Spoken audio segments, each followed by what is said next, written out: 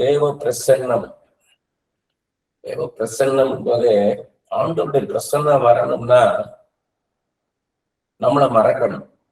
நம்மளை மறந்தாத்தான் ஆண்டோடைய பிரசனத்தை நம்ம பெற்றுக்கொள்ள முடியும். நம்மளை மறக்கணும். அதுக்குத்தான் அந்நிய பாஷை, அதுக்குத்தான் மியூசிக். அந்த ஆண்டவரை மாத்திரம் நினைக்கணும். அதுதான் மெடிடேஷன்றது. கான்சென்ட்ரேஷன் நம்மளை மெடிடேஷனுக்குள்ள கொண்டு போகும். கவனம் அதுக்கு அடுத்து முழுக்க முழுக்க ஆண்டவரை மாத்திரம் நினைக்கக்கூடிய ஒரு இடம். சோ இந்த இத வெளிப்பிரகாரம் உள்பிரகாரம் மகா பரிசுத்த ஸ்தலம் மாதிரி நம்ம சரீரத்துல இருக்கிற உணர்ச்சிகளுக்கு அப்பாற்பட்டு, ஆத்மாக்குள்ள இருக்கிற உணர்வுகளுக்கு அப்பாற்பட்டு ஆவிக்குள்ள போகணும். அதுக்குத்தான் அந்நிய பாஷையும் மியூசிக்கும். இதை நம்ம பார்த்தோம். தேவ பிரசன்னத்துக்குள்ள போனோடனே முதலாவது நமக்கு என்ன கிடைக்கும் கேட்டீங்கன்னா, ஒரு தாய் தேற்றுவது போல தேற்றுவார். உன் கண்ணீரை காணுங்கிற தேவன் நான் அப்படின்வார். ஆகாரின் கண்ணீரை கண்ட தேவன், அன்னாளின் கண்ணீரை கண்ட தேவன், இசைக்கிய ராஜாவின் கண்ணீரை கண்ட தேவன் அப்படின்னு பைபிள் நம்ம பார்த்திருக்கிறோம். அந்த கண்ணீரெல்லாம் கண்டேன்னு என்ன அர்த்தம்? அந்த கண்ணீருக்கெல்லாம் நாம் பதில் கொடுக்கலையா? ஆகாரின் கண்ணீருக்கு நாம் பதில் கொடுக்கலையா? அன்னாளின் கண்ணீருக்கு நாம் பதில் கொடுக்கலையா? இசைக்கிய ராஜாவின் கண்ணீருக்கு நான் பதில் கொடுக்கலையா அப்படின்வார். அப்ப உன் கண்ணீரை நான் பார்க்கிறேன்னா இதுக்கு உன் கண்ணீருக்கும் நான் பதில் செய்வேன். நீ எதனால கண்ணீர் வடிக்கிறேன்னு எனக்கு தெரியும். அந்த கண்ணீருக்கு நான் பதில் செய்வேன். இதுக்கு எப்படி என்னை தியானிக்க வச்சாருன்னா, யோசேப்பு பரிசுத்தமா இருந்ததுக்கு ஒரே ஒரு சம்பவத்தை தான் ஆண்டவர் சொல்லியிருக்கிறாரு பழைய ஏற்பாட்டுல. ஆனா யோசேப்பு கண்ணீர் விட்டார்ன்றதை 8 இடத்துல சொல்றார். ஒவ்வொரு தடவை யோசேப்பு கண்ணீர் வடித்ததுக்கும் காரணம் வேற. ஒரு சகோதரர்களும் பார்த்த உடனே பல வருஷங்கள் கழிச்சு தன்னை பகைச்சு, தன் மேல பொறாமப்பட்டு, தன்னை கொலை செய்யணும்னு நினைச்சு குழியில தள்ளி அடிமையா வித்து போட்டு தன்னை அந்த ஊரை விட்டே நாட்டை விட்டே துரத்தின, ஒன்ஸ்வரால் துரத்தி விட்ட அந்த சகோதரர்களை ஒரு எகிப்துக்கே ஒரு பிரதான மந்திரியா இருந்து தலகுப்புற விழுந்து வணங்கும் போது பார்த்த உடனே ஓடி போய் இன்னொரு ரூம்ல இருந்து அழுகிறார். அந்த கண்ணீருக்கான காரணம் வேற. மறுபடியும் அழுகிறார் பென்யமீனை பார்த்துட்டு. அடுத்து சத்தமிட்டு பார்வோன் அரண்மனையர்கள் எல்லாரும் கேட்கும்படியாக சத்தம் போட்டு அழுகிறார். அடுத்து அவங்க ரியலைஸ் பண்ண உடனே, சகோதரர் ரியலைஸ் பண்ணும்போது, நான் தான் நீங்க கொல்ல நினைச்சீங்களே அந்த சகோதரன் நான் தான் சொல்லும் போது அப்ப அழுகிறார். அதுக்கடுத்து தகப்பன் கூட்டிட்டு வர சொல்லி அந்த தகப்பனை போய் வரவழைக்கிறதுக்காக போய் அந்த ரதத்துல ஏறி அந்த தகப்பன் யாக்கோப கட்டி அரவணைச்சு அழுகிறார். அதுக்கான அந்த அர்த்தம் வேற, அந்த அழுகைக்கான அர்த்தம் வேற. தகப்பன் இறந்த பிறகு அவர் சரீரத்துல அந்த பிணத்தின் மேல விழுந்து அழும்போது அந்த அழுகையோடைய ரீசன் வேற. அதுக்கப்புறம் அந்த சகோதரர்கள்லாம், என் தகப்பன் உயிரோடு இருக்கும்போது என்னை மன்னிக்க சொன்னாரு, ஏன்னா திரும்ப பழி வாங்கிடுவாரோ, தகப்பன் இருக்கிறதுனால நம்மள ஒண்ணும் பண்ணல, இப்ப தகப்பன் இறந்துட்டாரு, இனி இந்த யோசிப்பு நம்மளை பழி வாங்கிடுவானோ, ஏதாவது செஞ்சிருவானோன்னு பயந்து உங்களுக்கு பொய்யா சொல்றாங்க. தகப்பன் இருந்தபோது எங்களை மன்னிக்க சொன்னான் போது அப்போ அழுகிறார், கடைசி அழுக. அந்த அழுகைக்கான காரணம் வேற. இதெல்லாம் நாங்க ஒரு நாள் முழுக்க தியானம் பண்ணேன். அது யூடியூப்ல இருக்குன்னு நினைக்கிறேன். அது என்ன டைட்டில் என்னன்னு தெரியல எனக்கு. யோசிப்புடைய ஒரு நாள் முழுக்க இது தியானம் பண்ணியிருக்கிறான். அது மாதிரி ஆண்டவர் உன் கண்ணீரை நான் பார்க்கிறேன் அப்படின்னு சொல்லி நம்மகிட்ட சொல்லும் போது, அதாவது நம்மளுடைய பிரசன்னத்துல வந்தோடனே ஒரு தாய் தேற்றுவது போல தேற்றுவார். நான் உன் கண்ணீரை நான் பார்த்தேன், நான் பார்க்கிறேன், உன் கண்ணீரை நான் பார்க்கிறேன். எனக்கு பார்த்தீங்கன்னா அப்புறமா எனக்கு அப்படியே நான் மெடிடேட் பண்ணி அது அப்படியே வரும்போது ஆண்டவர் பேசுறதுக்கு இடம் கொடுப்பேன். அவராக பேசணுன்றதுக்காக காத்திருப்பேன். அதுக்காக அதிகமா ஃபாஸ்டிங் இருப்பேன். ஃபாஸ்டிங் இருந்து ஆண்டவரா அதாவது பேச மாட்டாரான்னு ஜெபத்துல அதிகமா காத்திருப்பேன். ஏர்லி மார்னிங் பிரேயர் எனக்கு ரொம்ப முக்கியம். எனக்கு 2 மணிக்கு முழிப்பு வந்தாலும் சரி, 2:30 மணிக்கு முழிப்பு வந்தாலும் உட்காந்துருவேன். நான் 12 மணிக்கு தான் படுத்திருப்பேன், 12:30க்கு. ஒரு 2 மணிக்கு முழிப்பு இருக்கும், 1.5 மணி நேரம் தூங்கி இருப்பேன். ஆனா என்ன பண்ணிடுவேன்னா உட்காந்துருவேன். ஆண்டவர் என்னோட பேசுறதெல்லாம் கேட்டுட்டு அதுக்கப்புறம் நான் 6 மணிக்கு நான் படுத்துருவேன். அதுக்கப்புறம் ரெஸ்ட் பண்ணி திரும்பி வருவேன். நான் எனக்கு அந்த ஆண்டவர் பேசுற அந்த பிரசன்னம் வந்து ரொம்ப முக்கியம். அப்ப எனக்கு மாத்தாள் மரியாள் அழுதாங்க பார்த்தியா? மாத்தாள் மரியாளுடைய கண்ணீரை நான் பார்த்தேன். லாசரு இறந்த போது தாவீது என் மகன் அப்சலோமே, என் மகனே, என் மகனேன்னு அழுத போது அந்த அழுகை நான் பார்த்தேன்றேன். தாவீது தான் நெருக்கப்படும் போதெல்லாம் அழுதார். அந்த கண்ணீரெல்லாம் நான் பார்த்தேன்றேன். நாயின் ஒரு விதவை தன் மகன் மரித்த போது அழுததை நான் பார்த்தேன்றேன். எவீரு தன் மகள் மரித்து போனதை நினைச்சு அழும்போது அந்த கண்ணீரை நான் பார்த்தேன்றார். அப்ப இப்படித்தான் வேதத்தை நம்ம தியானிக்கும் போது ஆண்டவரை வந்து இன்னும் அதிகமாக நம்ம அறிந்து கொள்ளும், அதிகமாக நம்ம நெருங்குவோம். இதுதான் தேவ பிரசன்னம். ஆண்டவர் நம்மளோட நெருங்கி வரணும், நம்ம ஆண்டவரோட நெருங்கணும். வெறுமன பாடல்ல பாடக்கூடாது, வெறுமன அந்நிய பாஷை பேசிக்கிட்டு கூடாது, வெறுமன வேதத்தை தியானிக்க கூடாது. ஆண்டவரை நம்ம உணரணும். இங்கிலீஷ்ல அழகா இருக்கு, எக்ஸ்பீரியன்சிங் காட். எனக்கு அந்த எக்ஸ்பீரியன்சிங் த பிரசன்ஸ் ஆஃப் காட்ன்றதுதான் சரியான டைட்டில். தமிழ்ல சரியான அது எப்படி தமிழ்ல பண்ண முடியல. அதை மொழிபெயர்க்கும் போது அந்த சாரம் போயிருச்சு, அந்த வீரியம் போயிருச்சு. தேவ பிரசன்னத்தின் அனுபவம் போட்டேன். ஏன்னா நான் எவ்வளவோ பார்த்தேன், அது எவ்வளவோ டிரான்ஸ்லேட் பண்ணி பார்க்க முடியல. அதுதான் ஆண்டவரை நினைச்சு பார்க்கிறது, இயேசுவை நினைச்சு பார்க்கிறது. அந்த இடத்துல நம்ம வச்சு யோசித்து பார்க்கணும். நாயின் ஒரு விதவன் மகன் இறந்துட்டா, பாடையில வரான், எப்படி இருக்கும் யோசித்து பாருங்க. அந்த இடத்த நீ அப்படியே விஷுவலா பார்க்கணும். ஊர்லயே கனமுள்ள ஸ்திரியாக இருந்திருக்கிறான், கனமுள்ள ஸ்திரீ. அப்பா மரித்து போன ஒரு வாலிபனை எடுத்து வாழ வேண்டிய வயசுல அவன் இறந்துட்டான். இப்ப இயேசு பாக்குறாரு அதை. அவன் வந்து உடனே நாயின் விதவை ஓடி வந்து இயேசுவின் பாதத்துல விழுந்து, நான் நல்ல போதகரே, நான் என்ன பாவம் செஞ்சேன்? நான் நல்லவளாத்தானே இருந்தேன், என்னை விதவியாக்கினீர், என் புருஷனை எடுத்தீர், இப்பொழுது என் மகனையும் எடுத்துக்கிட்டீரே, என் மகனை கொடுக்காம இருந்திருக்கலாமே, இந்த மகனை ஏன் கொடுத்தீர், ஏன் எடுத்தீர்னு அழுதிருக்கலாம் இல்லையா? ஆனால் அது நடக்கல. இவரே பரிதவித்து போறார். இதுதான் நமக்கு ஆண்டவர் பேசுற தீர்க்க தரிசனம், இந்த வெளிப்பாடு. வாலண்டியரா சில இடத்துல நம்ம போய் ஊழியம் பண்ண வைப்பார், அவங்க கூப்பிடட்டும் இல்லை. இவர் வாலண்டியரா போய் அந்த ஊர்வலத்தை நிறுத்துறார். அந்த சம ஊர்வலத்தை, அந்த பிணத்தை புதைக்க போறாங்க. அது எப்படி யூதர்களுடைய சம்பிரதாயப்படி ஒருத்தர் இறந்து விட்டா உடனே புதைச்சிட மாட்டாங்க, 3 நாட்கள் காத்திருப்பாங்க. ஏன்னா அந்த ஆவி அங்கதான் இருக்குமா, அந்த சரீரத்தில் உள்ள ஆவி அங்கதான் சுத்திட்டு இருக்குமா. சில சமயம் அந்த 3 நாள்ல திரும்பி வந்தாலும் வந்துடுமா. அவங்க நம்பிக்கை, யூதர்களுடைய நம்பிக்கை. அப்படியே அவங்க காத்திருந்திருப்பாங்க. அதனாலதான் வந்து சொல்றாங்க மாத்தாள் ஆண்டவர்கிட்ட, 4 நாள் ஆயிடுச்சே, நாரி போயிருக்குமே. ஏன்னா 3 நாள் வச்சிருந்த போது இயேசு வரல, இவங்க புதைச்சிட்டு அப்புறம் தான் வராது. அப்ப 3 நாள் காத்திருந்திருக்காங்க, அந்த ஆவி வரல. இப்ப எடுத்துட்டு பாடையில கொண்டு வராங்க. கொண்டு வரும்போதுதான் என்ன பண்றாங்க, இயேசு கிறிஸ்து போய் ஊழியம் பண்றாரு. பாடை நிறுத்தி வாலிபனே எழுந்துட்டார். அப்ப அந்த ஏன் அந்த துக்கத்தை அது சம்பவிக்க பண்றாருன்னா, இது நிறைய பேருக்கு தீர்க்க தரிசனம். இது இந்த பைபிள் ஸ்டடியில கேட்டுக்கிட்டு இருக்கவங்களுக்கும், யூடியூப்ல இது எப்ப போடுறோமோ, எப்ப எல்லாம் யாரு பாக்குறாங்களோ அவங்களுக்கு இது தீர்க்க தரிசன வார்த்தை. ஏன் அங்க ஒரு மரணத்தை சம்பவிக்க வச்சார் அப்படின்னா, ஏன் ஒரு துக்கத்தை கொடுத்தார், ஏன் ஒரு பெரிய ஒரு பாரத்தை கொடுத்தார் நாயின விவேக்கினா, மீண்டும் அவன் உயிரோடு எழுப்பின பிறகு அவன் வாழ்க்கை எப்படி இருந்திருக்கும் யோசித்து பாருங்க. இது ஏற்கனவே ஒரு தடவை வேற ஒரு கான்டெஸ்ட்ல நான் பேசியிருக்கிறேன். எல்லாம் போயிட்டாங்க, தெருவே காலி ஆயிடுச்சு.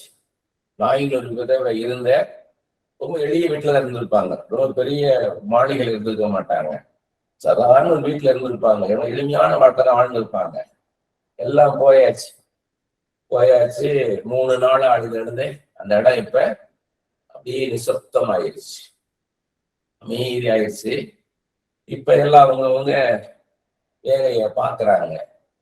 இப்ப பார்த்தா அவன் திரும்பி வராங்க, அந்த கூட்டம் திரும்பி வருது. எப்படி பார்த்திருப்பாங்க, ஆட்டு உரல்ல அரைச்சிட்டு இருந்திருப்பாங்க. ஏன்னா அந்த ரொம்ப ஒரு கஷ்டமான வீடுகள்லாம் பாத்தீங்கன்னா வீட்டுக்குள்ள ஒரு பெரிய கிச்சன், அதுக்கு பின்னாடி ஒரு பெரிய திறந்த வெளி, அங்க அம்மிக்கல் உரல் இதெல்லாம் இருக்காது. அவங்க வீட்டு வாசல்ல தெரு ஓரத்துலதான் அம்மிக்கல் உரல்லாம் கிடக்கும். நீ போகும்போதே பார்க்கலாம், சைக்கிள் பைக் எல்லாம் அப்படிதான் ஓரமா நிப்பாட்டி கிடக்கும். அவங்க ஓட்டுற அந்த அந்த நடக்கிறதுக்கு நடவண்டி எல்லாமே அதெல்லாம் கிடக்கும். பாத்திரம் பித்தளை பாத்திரமா இருக்கும், ஏன்னா தண்ணி பிடிக்கிறதுக்கு இப்படிதான் இருந்திருக்கும். இப்படி இருக்குது. திடீர்னு வராங்க, கூட்டம் வருது. இப்ப இது மதுரை மாதிரி வச்சுக்கோங்க, ஏன்னா எனக்கு மதுரை தான் நல்லா தெரியும். மதுரை கிராமம் மாதிரி வச்சுக்கோங்க. என்னாடி என்ன கூட்டம், போன கூட்டம் திரும்பி வருது, இடத்த விட்டாங்க அப்படின்னு இந்த கிளம்பிமார்கள் பேசியிருப்பாங்க, பாட்டிமார்.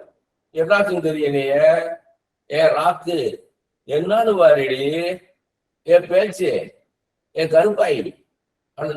அதாவது வயசுல குறைஞ்சவங்க இந்த பாட்டுமாருக்கு கூப்பிடுவாங்க. இவங்க உலக்க வச்சுக்கிட்டு வெத்தலையை போட்டுக்கிட்டு தொப்புன்னு போட்டு அந்த வெத்தலையை ஒதுக்கிக்கிட்டு உட்கார்ந்துருக்குங்க. வெத்தலை சாரை வடிச்சுக்கிட்டு பெரிய இங்க காது தொங்கிட்டு இருக்கும். அங்க ஒரு தொங்கட்டா இருக்கும், பெரிய இவ்வளவு வருஷத்துக்கு தொங்கும். அந்த வெயிட்லதான் தொங்கிக்கிட்டு இருக்கும். அதுலயும் தொங்க விட்டு இருக்குங்க அந்த பாட்டிமாருக்கு. போட்டு டொக்குன்னு போட்டு இந்த கண்டாங்கி சேரக்குவாங்க.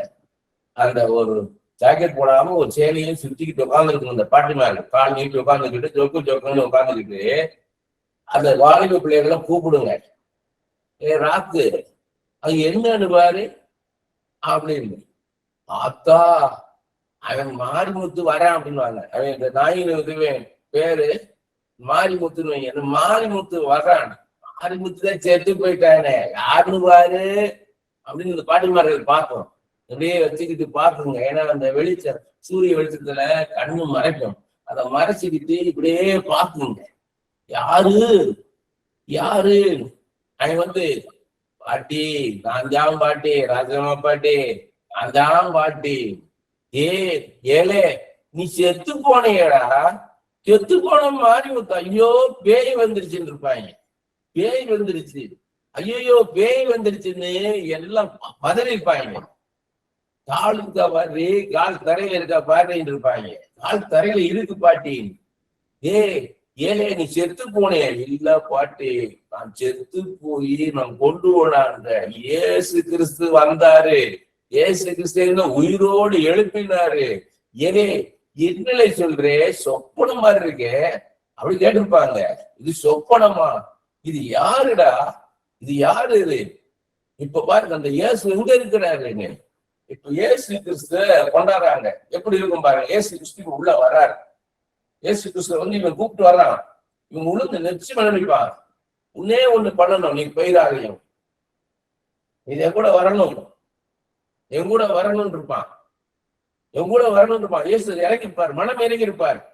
கண்டிப்பா மனம் இறங்கி இருப்பாரு. மாதிரி வந்திருப்பாரு, நம்மளுக்கு சந்தோஷத்தை தருவாருங்க. என் வீட்டுக்கு நீங்க வரணுங்க ஐயா, வருவாரு. வீட்டுக்கு உட்காருவாரு. என் கூட உட்காரணும் இடம் உட்காருவாருங்க. எப்படி யோசித்து பாருங்க. ஒரு செத்து போயிட்டான் ஒருத்தன், உலகத்தை விட்டு போயிட்டான், இதை அவனை பார்க்கவே முடியாது, ஒரு பெரிய இழப்பு. இப்ப இயேசு கிறிஸ்து வராரு உள்ள. தெருவுக்குள்ள எப்படி இருக்கும்? அந்த தெரு என்ன இருக்கும்? அந்த தெருவே அல்லோலப்பட்டிருக்கும். எல்லாம் போட்டு சாப்பிட்டு உள்ள சாப்பிட்டுட்டு இருந்திருப்பாங்க. அந்த நாயினுக்கு விதவை மகனுடைய ஃப்ரெண்ட்ஸ் எல்லாம் என்ன பண்ணிருப்பாங்க? அவங்க எல்லாம் அது கூட்டம் போயிருக்கோம். அந்த ஃப்ரெண்ட்ஸோட தம்பிமார்கள், அவங்க கூட பிறந்தவங்க, அக்கா தங்கச்சி, இவங்க எல்லாம் வீட்டுல உட்காந்து எல்லாம் அனுப்பிச்சாச்சு. சாப்பிடாம இருந்திருப்பாங்க. சாப்பிடுறா, சாப்பிடுறா, 3 நாளா சாப்பிடாம கிடைக்கிறடா, சாப்பிடுறான்னு இருப்பாங்க. சரின்ட்டு ஒரு பித்தளை தட்டுல கஞ்சியை ஊத்தி, பழைய சோத்துல ஒரு ஊறுகாய் வச்சுக்கிட்டு, ஒரு மிளகாய வெங்காயம் வச்சுக்கிட்டு, இந்த பேச சாப்பிடுறவே, ஆத்தா வந்துட்டான்டா, மாரிமுத்து வந்துட்டான்டான் போது கேட்டுக்கிறாங்க. மாரிமுத்து வந்துட்டான். துக்க பாட்டு இப்ப சந்தோஷமா பாட்டு அமைச்சிருப்பாங்க. துக்கமா வாசித்தவங்கல்ல, நாயனை வாசித்தவங்கல்ல, பி பி பி பி பி பி பி போயிட்டானே பி பி பி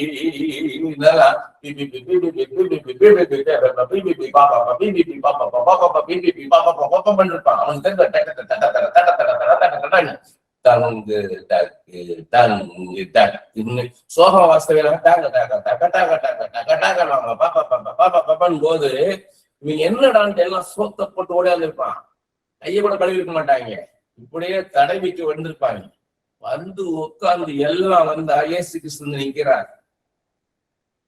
இப்படிப்பட்ட தெய்வத்தை வணங்குகிறோம்ன்றதுக்கு ஆண்டவர் காமிக்கிற விதம், அந்த மரணம் வந்தாதான் இவர் அங்க கொண்டாந்து நிறுத்த முடியும், இவருடைய மகிமையை வெளிப்படுத்த முடியும்னா அது சம்பவிக்க பண்ணுவார். உங்களுக்கு ஒரு துக்கம் வருதுன்னா அந்த துக்கத்துக்கு அப்புறம் ஒரு பெரிய சந்தோஷம் வரப்போகுது.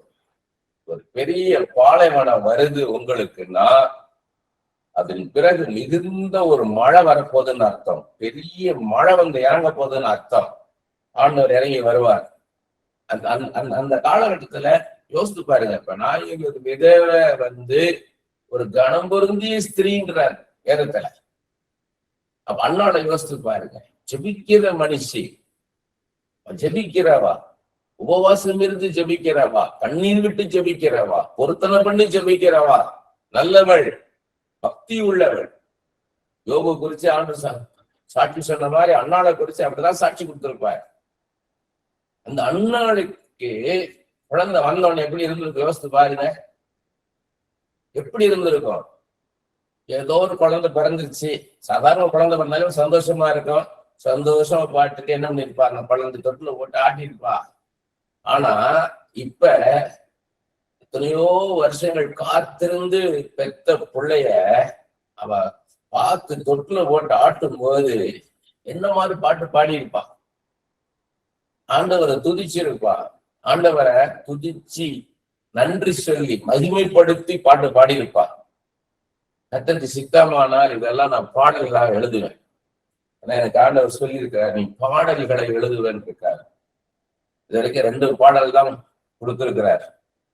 முதலாவது இந்த அபிஷேகம் பண்ணி எனக்கு அதை தரிசனம் கொடுத்து என்னோட அவர் பேசும்போது ஒரு பாட்டை கொடுத்தார்.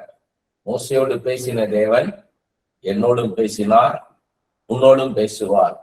இலக்கணம் இல்லை என் தேவனோடு பேசுவதற்கு. அவர் தருவார் வார்த்தை, அவரைதான் வார்த்தை.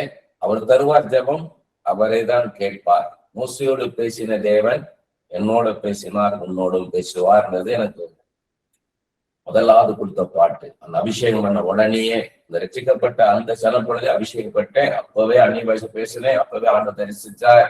ஆண்டவர் என்னோட பாட்டை கொடுத்தார். அதான் என் அழைப்பு. கர்த்தர் மோசையோடு பேசின தேவன் என்னோட பேசினார், உன்னோட பேசுவார். எப்படி பேசுவார்ன்றதா நான் உலகம் முழுக்க கத்துக் கொடுக்க சொல்லியிருக்கிறேன். அதைத்தான் நான் பண்ணிக்கிட்டு இருக்கிறேன். அடுத்தது என் மேல ஒரு பனித்துளி விழுந்துகிட்டே இருக்கும் எப்பொழுதுமே.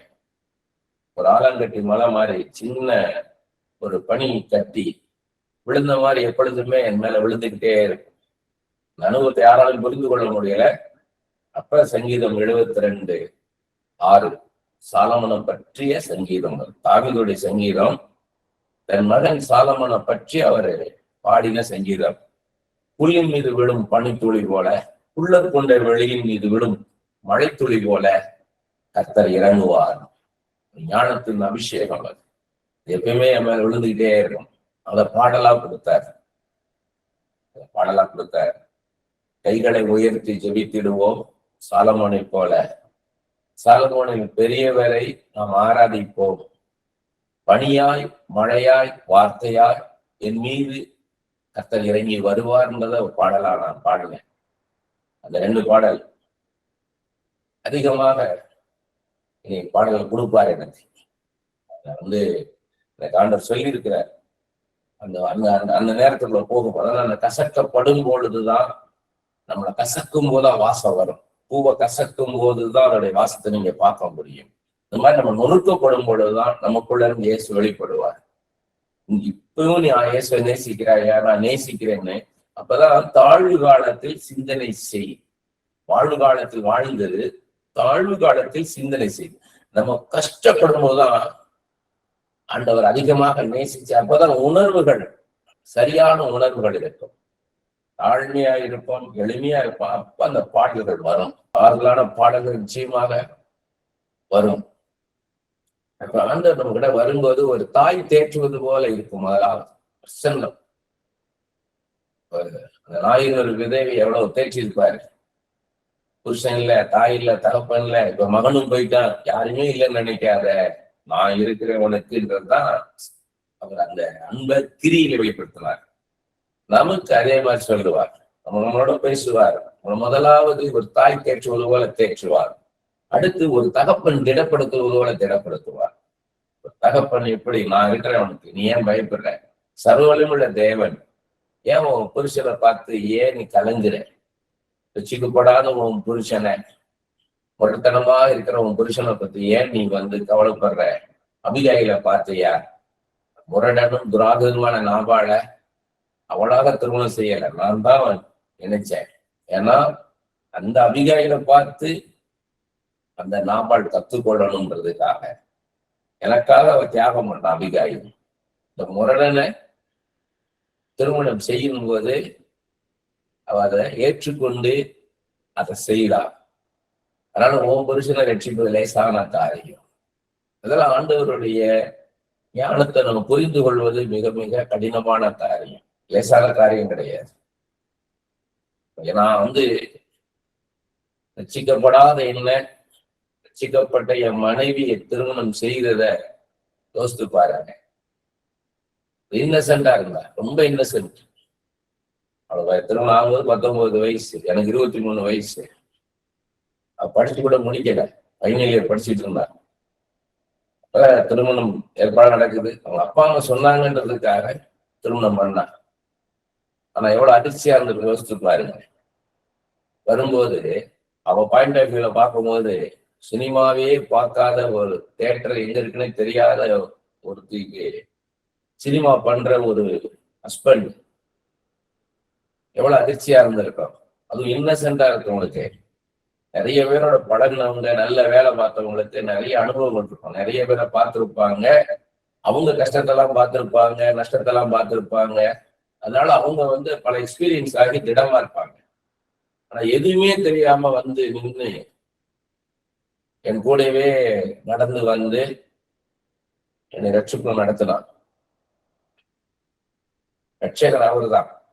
ஆனா அவ அதிகமாக தெரிஞ்சு ஆதாயப்படுத்துறான். அது மாதிரி உங்க கூட இருக்கிறது எவ்வளவு கடினமா இருந்தாலும் ஆண்டவர் மாற்ற முடியும். எவ்வளவு கடினமான சூழ்நிலை ஆண்டவரால மாற்ற முடியும். அந்த மாதிரி திடப்படுத்துவார். யூத ராஜசிங்கா, நான் உன் கூட இருக்கிறேன், நான் உன் பட்சத்தில் இருக்கும்போது யார் உனக்கு எதிராக நிற்கிறது, உனக்கு எதிராக உருவாக்கப்படும் எந்த ஆயுதம் வாய்க்காதே போகும். எங்கே ஆவியானவர் உண்டு விடுதலை உண்டு. நான் இருக்கிறேன், எல்லாம் உன் கூட, இயேசுனாலே ரட்சிப்பு, விடுதலை, நான் உன் கூட இருக்கிறேனேங்குவார். சோ முதல்ல தாய் தேற்று முதல்ல, உன் கண்ணீரை நான் காண்கிறேன், உன் வேதனை அறியாத தேவன் அல்ல, உன் சூழ்நிலை அறியாத தேவன் அல்ல. ஒரு தாய், ஒரு அம்மா பிள்ளையை திறந்து எப்படி அரவணைப்பாங்க அப்படி அரவணைப்பார். அடுத்து ஒரு தகப்பன் திடப்படுத்துவதோட திறக்கும். அக்கினி முதலான்னு உன்னை பாதுகாக்க, உன்னை தொடுகிறவன் என் கண்மணியை தொடுகிறான் சொல்லி நம்மளை திடப்படுத்துவார். அப்ப ஒரு தீர்க்க தரிசனம் மாதிரியே இருக்கும் கேட்கறது. பக்தி, விருத்தி, எச்சரிக்கை, ஆறுதல். நீ இந்த மாதிரி காரியங்களை செய்யாத, நீ சுயமா பச்சாதாபப்படுற, நீ சுயமாக இறக்கப்படுற, நீ நீயா தான் அவங்களுக்கு ஹெல்ப் பண்ண. இன்னைக்கு அவங்க உன்னை மறந்து போயிட்டாங்க. உனக்கு ஒரு உதவி வரும்போது உன்கிட்ட உதவி வாங்க உனக்கு உதவி செய்யாம போயிட்டாங்கன்னு சொல்லி நீயே கலங்குற. நீ என்னை கேட்காம செஞ்ச எச்சரிக்கைன்றது. இனிமே என்னை கேட்டு உதவி செய்ய, யாருக்கு என்ன கொடுத்தாலும் என்கிட்ட கேளு, என்கிட்ட கேட்டுட்டு அதுக்கப்புறம் நீ செய். நீயா செஞ்ச, நீயா இறக்கப்பட்ட, நீ என்கிட்ட கேளு.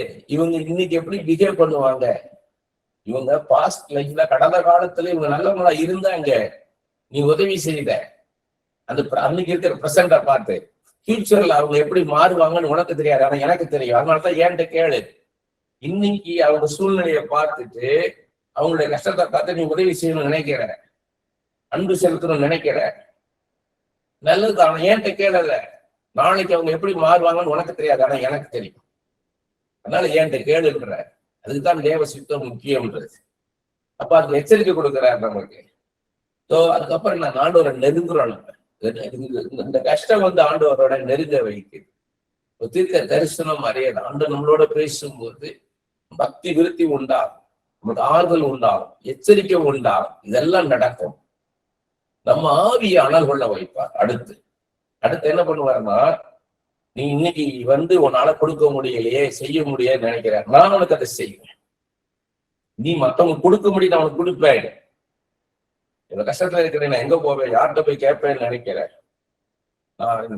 நான் யாரெல்லாம் உதவி செஞ்சனோ அவங்க இன்னைக்கு எனக்கு உதவி செய்யாம போயிட்டாங்க. எல்லாத்தையும் இழந்துட்டேனே, நானு ஏமாத்திட்டாங்கன்னு நினைக்கிறேன். இல்ல, நான் உனக்கு உதவி செய்வேன். நீ மத்தவங்க கொடுக்கும்படி ஒன்ன நான் ஆசீர்வதிப்பேன். வானத்தின் பலகணிகளை திறந்து இடம் கொள்ளாமல் போக மாட்டோம், களஞ்சியங்கள் நிரம்பி வழிமடியாக நான் ஆசீர்வதிப்பேன். இதுதான் ஆண்டவர் நம்மள்கிட்ட தூக்கி நிறுத்துறதா, மாவி அனல் கொள்ள வைப்பார். வறண்ட பாலைவனம் போல இருக்கிற நம்ம ஆத்துமா நீர்ப்பாசலான தோட்டம் போல மாறி, முதலாவது செழிப்பு எங்க ஆரம்பிக்குதுன்னா, ப்ராஸ்பரிட்டி நம்ம சோல்ல, நம்மளுக்குள்ள இன்னர் மேட்டர் ஆரம்பிக்கும். 3 யோவான் 2 சொல்றா இல்லையா, பிரியமானவனே, உன் ஆத்துமா வாழ்கிறது போல நீ எல்லாவற்றிலும் வாழ்ந்து சுகித்திருப்பாய். சோ இங்கே முதல்ல அலைவாய்க்கிறவார். இங்க வறண்ட பாலைவனம் போல இருக்கிற நம்ம ஆத்துமா நீர்ப்பாய்ச்சலான தோட்டம் போல மாறி, அதுக்கப்புறம் வெளிப்புறத்துல இருக்கிற வறண்ட பாலைவனம் போல இருக்கிற நம்ம வாழ்க்கை நீர்ப்பாய்ச்சலான தோட்டம் போல மாறும். சோ ஸ்டார்டிங் பாயிண்ட் இங்கேதான். அதனாலதான் பிரசங்கி 3:11 பாக்குறோம், உலகத்தின் உள்ளத்திலே வைத்திருக்கிறார். வாழ்க்கை வெளியே கிடையாது, நமக்குள்ளதான் இருக்கு வாழ்க்கை. இதைத்தான் லூக்கா 17:21 இயேசு கிறிஸ்து சொல்றார், தேவனுடைய ராஜ்யம் உங்களுக்குள் இருக்குதே. வாழ்க்கை இங்கதான் இருக்குது, வெளியே இல்லை. மெர்சிடிஸ் பென்ஸ் இருக்கலாம், ஓல்வோ கார் இருக்கலாம், ஆடி இருக்கலாம், BMW இருக்கலாம். ஆனா உள்ளுக்குள்ள உங்க ஆவி, உங்க ஆத்துமம் செத்து போய் நொறுங்கி போயிருந்ததுன்னா ஒரு பிரயோஜனம் கிடையாது. அதே இது நீங்க ஒரு வனாந்தரத்துல உட்கார்ந்து இருக்கலாம், ஆனா உங்களுக்குள்ள சந்தோஷமா விடுதலையோட இருந்தீங்கன்னா அதுதான் முக்கியம். நீங்க வெளியே எப்படி சூழ்நிலைகள், எவ்வளவு வசதி வாய்ப்புகள், அது இல்ல, அது முக்கியம் கிடையாது. உங்களுக்கு உள்ளுக்குள்ள சந்தோஷமா இருக்கீங்களா? Are you alive? அதுதான் முக்கியம். உங்க மனசு விசாலமா இருக்கா? உங்க இருதயம் விசாலமா இருக்கா? அதுதான் வாழ்க்கை. அப்ப அவுட்டர் லைஃப்ன்றது கிடையாது, இன்னர் லைஃப். வெளிப்புறமான வாழ்க்கை முக்கியம் கிடையாது. உள்ளார்ந்த மனுஷியில நம்ம வாழணும். அங்க இயேசு இருந்தா தான் அது ஒரு விடுதலை இருக்கும். இயேசு அங்க இல்லைன்னா விடுதலை கிடையாது. இயேசு கிறிஸ்து உள்ள வரணும், நமக்குள்ள ஆண்டவர் பேசணும், ஆண்டோடைய பிரசன்னத்தை நம்ம பெறணும். நீங்க ஆண்டோட தாராளமா கேட்கலாம், தைரியமா கேட்கலாம். தைரியமாய் கிருபாசனத்தை கிட்டி சேருன்றார். யார்? நான் சொல்லல, எபிரேயர்ல ஆண்டவர் சொல்ற, தைரியமாக கிருபாசன தண்டை, என் தண்டை வா, என்கிட்ட வான்ற. நீ போய் தாராளம் போய் என்ன ஆட்சி தேற்றுமையான்னு கேட்கலாம். நீ எங்க போவேன்னு கேட்காதீங்க, இயேசுவே நீ ஆட்சி தேற்றுமையான்னு கேளுங்க, ஆட்சி தேற்றுவார். என்னை திடப்படுத்துமையானுங்க, உங்களை திடப்படுத்துவார். என்னை தூக்கி நிறுத்துமையான தூக்கி நிறுத்திடுவார். ஆண்டவரே, இந்த போராட்டம் போதும் ஐயா, போதும், போராட்டம் போதும்னா இது கமா போதும், ஃபுல் ஸ்டாப் வைங்க ஆண்டவரேன்னு ஃபுல் ஸ்டாப் வைப்பார். இது முற்றுப்புள்ளி வையும் ஐயா, போதும் ஐயா, வேணா தாங்கல, போராடினது போதும் ஐயா, எனக்கு போதும், தாமதியாதையும் அப்படின்னு தாவீது ஜெபிக்கிறார். தாமதியாதையும்னு சொல்லி தானியேல் ஜெபிக்கிறார். 2 பேரும், தாவீதும் தானியேல் ஜெபிக்கிறாங்க. தாமதியாதையும், don't delay God, don't delay Lord. இயேசுவே தாமதியாதையும், இப்பவே இறங்கி வாரும் ஐயா, நீ செய்யறது இருக்கட்டேன், முதல்ல பேசும் ஐயா, பேசுங்க, நீ நிச்சயமா செய்வீங்க. இது வாழ்க்கை மாறும். இப்படியே நீ கஷ்டத்துல வச்சிருக்க மாட்டீங்க, இப்படியே நீ வேதனை மத்தியில வச்சிருக்க மாட்டீங்க, இப்படியே கண்ணீர் மத்தியில வச்சிருக்க மாட்டீங்க. ஆண்டவரே எனக்கு விடுதலை தாங்கன்னா நிச்சயமா தருவார், நிச்சயமா தருவார். ஆண்டவர்கிட்ட தைரியமா கேளுங்க.